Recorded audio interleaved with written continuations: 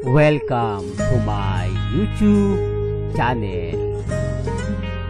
Kung bago ka lang sa channel na to at true-blooded Aldab Nation ka, tama po ang channel na pinuntahan mo.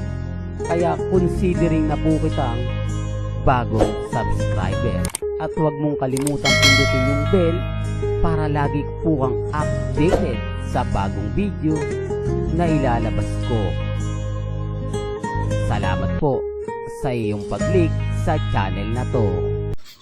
Welcome back mga Aldab. Ito na naman po ang inyong lingkod, si Mr. Destiny.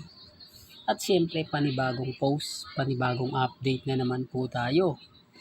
Panibagong mga kaganapan po ngayon at mga komento po sa social media. Siyempre, yung iba po mga Aldab talagang pinag-uusapan, trending na trending. Pero siyempre dito tayo kina Mr. and Mrs. Paul Carson. So nakaalis na nga po si Alden Richards papuntang US. Ito na po yung pinaka-latest post ni Alden papunta nga po sa Amerika. Sa mga hindi po nakakaalam, doon na rin po magse-celebrate ng birthday si Alden Richards. Ito yung pagkakaiba na sinasabi ko madalas. Hindi po ba na dati-rati hindi ito ginagawa ni Alden. Sa GMA Network siya nagse-celebrate o ipinalalabas sa GMA. Pero dito, mapapansin nyo na talagang wala na po talaga si Alden sa loob ng GMA. Ibig kong sabihin wala na. Hindi na po siya totally nakapirma ng kontrata. Isa na po siyang freelancer na lagi ko at paulit-ulit kong sinasabi. Hindi po ba? Hindi po siya literal na wala na sa GMA. Mananatili pa rin po si Alden nakapuso. Pero kumbaga po pwede na po siyang tumanggi. Po pwede na po siyang umayaw kung ano man po yung ipagagawa sa kanya na hindi niya magugustuhan. Kahit sabihin na natin maganda yan, wala na pong obligasyon. Hindi po katulad ng dati na kapag may teleserye si Alden, kailangan niyang gampanan. Kasi nakasama pa yon sa kontrata. Halimbawa, 2 years o 4 years.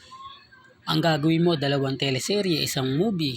Parang ganun po mga Aldab. Pero natapos na yan. Para lang klaro. Para lang po sa kaalaman ng lahat. Para mapaisip din po sila na itong si Mr. Destiny, pagdating kay Alden, updated po tayo. Alam na po natin ang mga nangyayari. At ang ibig kong sabihin mga Aldab, yung mga kaganapan po kay Richard Paul Carson. Lagi ko nire-remind sa inyo at paulit-ulit itong sinasabi. Depende na lang to sa magaganap at mangyayari. Ako, mga Aldab, kahit ano pong gawin nila, never po tayong titigil. Di po ba? Dito po sa part ng photos na nakikita ninyo, pansin nyo wala si Mama Ten. Pansin nyo na kapag umaalis si Alden sa ibang bansa, laging wala si Mama Ten. Tapos bigla-bigla na lang po kayong gugulatin na nasa US na po siya. Sino nga po ba yung kasabay ni Mama Ten? At bakit lagi niyang nangyayari yung mga ganito? Na parang nauuna si Alden, tapos saka lang magpo-post si Mama Ten kapag naando na sila. O sabihin na natin mga ka-Aldab na kumbaga nasa US na po si Mama Ten. Hindi naman po pwedeng mauna si Mama Ten. Hindi naman po pwedeng magpahuli si Mama Ten. Baka sabihin ng iba, ay hindi Mr. Destiny, hindi kasama si Mama Ten kasi hindi naman siya part ng pamilya. Ito common sense na lang po sa may magre-react ng ganyan. Si Mama Ten part na rin po yan.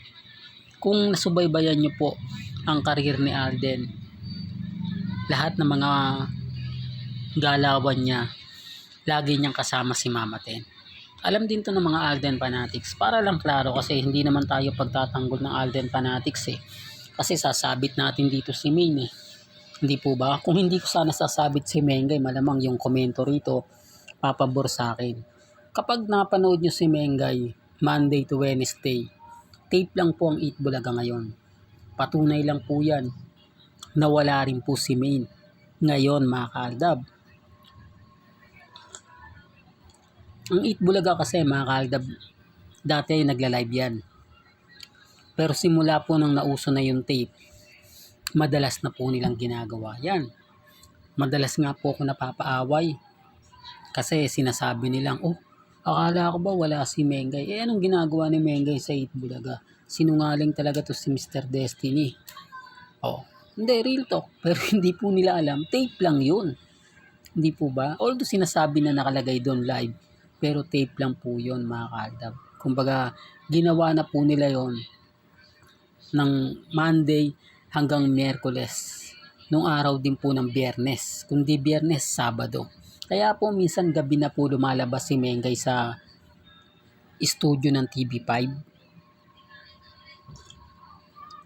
na hindi nga po sinusundo o never nga po sinundo ni Congressman Arjo. Alam niya sa totoo lang po marami namang mga ganyang ebidensya at resibo. Kaya lang walang maniniwala sa atin eh. Di po ba?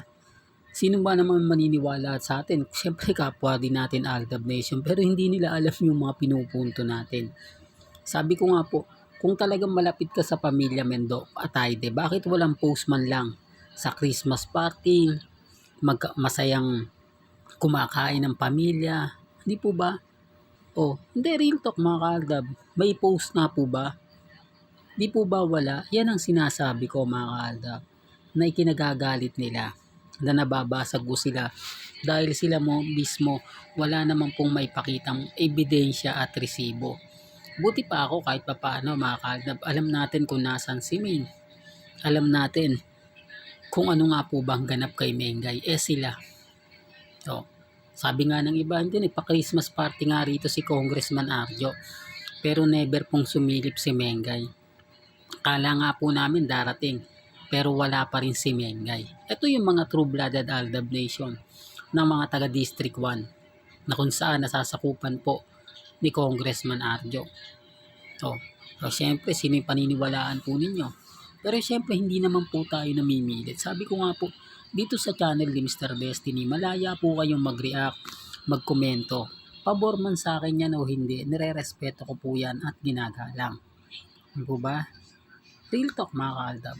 Well, hanggang dito na lang po ang ating latest updates. Kaya kung gusto nyo pa po ng pinaka-latest at sariwang update, abay lagi lang po kayong tututok dito po sa channel ni Mr. Destiny para updated kayo sa mga bago at sa mga latest na i-upload po natin maya-maya lang. Kaya kung bago ka lang sa channel na to at isa kang true-blooded Aldab Nation na nagmamahal kina Mengay at Tisoy, tama po ang channel na pinuntahan mo, kaya consider na po kitang bagong subscriber. At huwag mong kalimutang i-share ang mga video po natin sa mga mami, sa mga titas, at sa mga sinyo. Hanggang sa muli, salamat po sa panonood at pakikinig.